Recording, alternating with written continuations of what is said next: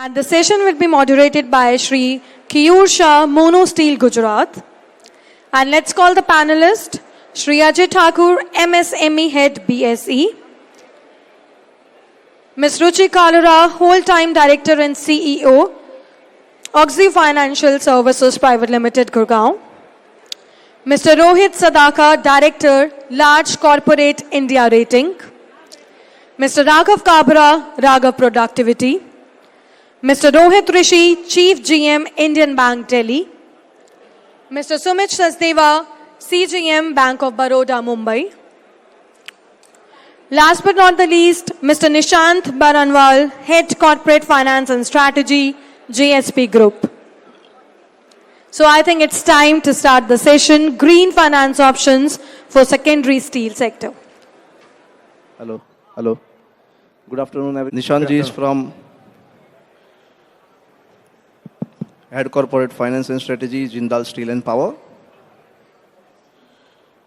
So Nishant ji, my first question would be to you regarding explaining green finance and the overall scenario, please. I'll give the opening remarks, then you... sure. I'll give the opening remarks, okay. Then you start with the panel discussion. Yes. Okay? So I'll just... Sure. So what's the good name? Neeraj Agarwal, Director, Ministry of Steel. Now I will just invite Neeraj Agarwal ji, Director, Ministry of Steel, to address the session.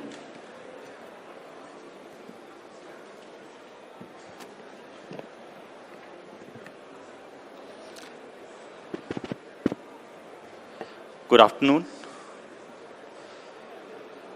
So just to, first of all, let me admit that I am not a financial expert. So I would not be speaking much about financing, green financing as such, but I'll try to give you a, backgrounder to why we are discussing this topic today. So as you all are aware that India has a long-term goal of reaching net zero emissions by 2070. India has also submitted its intended nationally determined contribution to UNFCCC with due consideration to national circumstances and the principle of common but differentiated responsibility and respective capabilities. Therefore, we as an industry have to ensure sustained growth while we work towards low carbon emission pathways.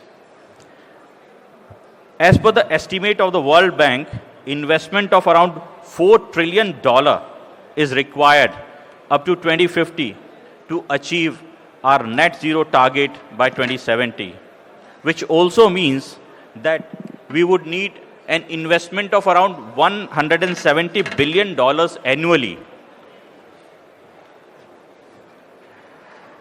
And to achieve this, India will require its due share from the international financial resources from developed countries as per the commitments and responsibilities under the UNFCCC and the Paris Agreement.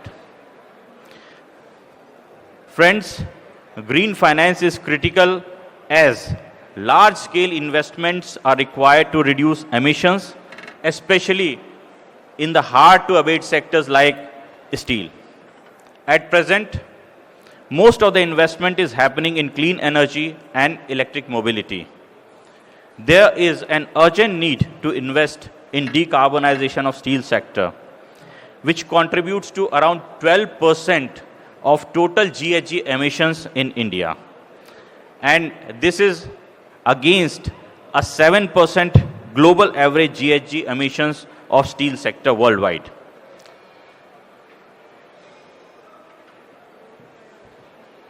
Secondary steel industry has inherent advantages in adapting to the green technologies and must seize this opportunity to decarbonize and move ahead of the curve.